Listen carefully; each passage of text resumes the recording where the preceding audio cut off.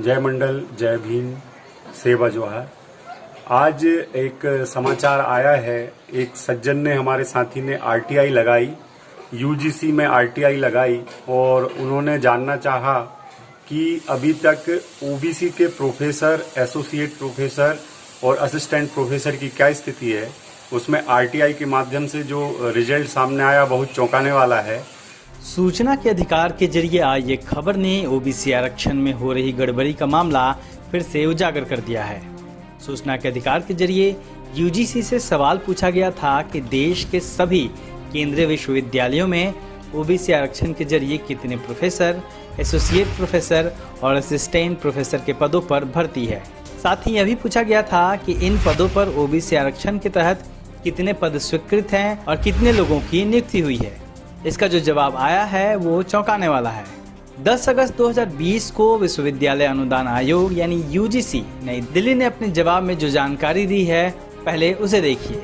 UGC ने जवाब में कहा है कि अन्य पिछड़े वर्ग के देश के 40 केंद्रीय विश्वविद्यालयों में प्रोफेसर के कुल 313 पद आरक्षित हैं, जिसमें केवल 9 पद ही भरे गए हैं, जबकि 304 पद खाली हैं।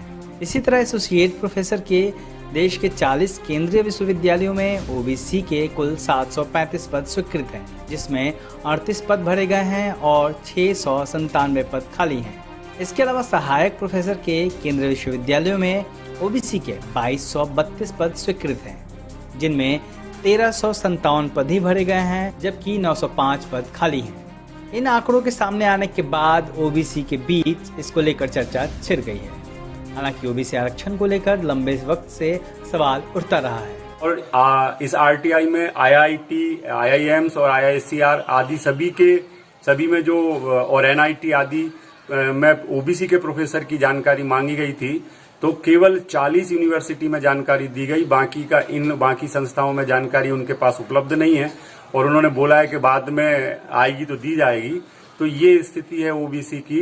प्रोफेसर, एसोसिएट और असिस्टेंट प्रोफेसर में जितने पद सैंक्शन है वो वर्षों से खाली पड़े हैं और अभी तक नहीं भरे। इतना सारा अन्याय और अत्याचार ये ओबीसी के पढ़े लिखे प्रोफेसर और इन पदों पे हो रहा है। साल 2015 में राष्ट्रीय अन्य पिछड़ा वर्ग आयोग की रिपोर्ट के मुताबिक क्रीमीलेयर के कारण महज 13.5% युवाओं को ही नौकरी मिल पाई है।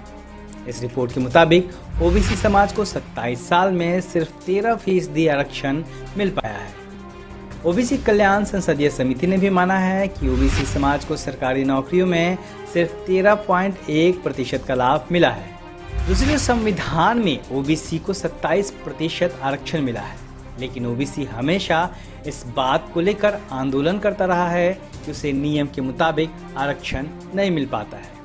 ऐसे में इस नई सूचना के आने के बाद देखना यह है कि ओबीसी समाज अपने हक को हासिल करने के लिए क्या रणनीति बनाता है।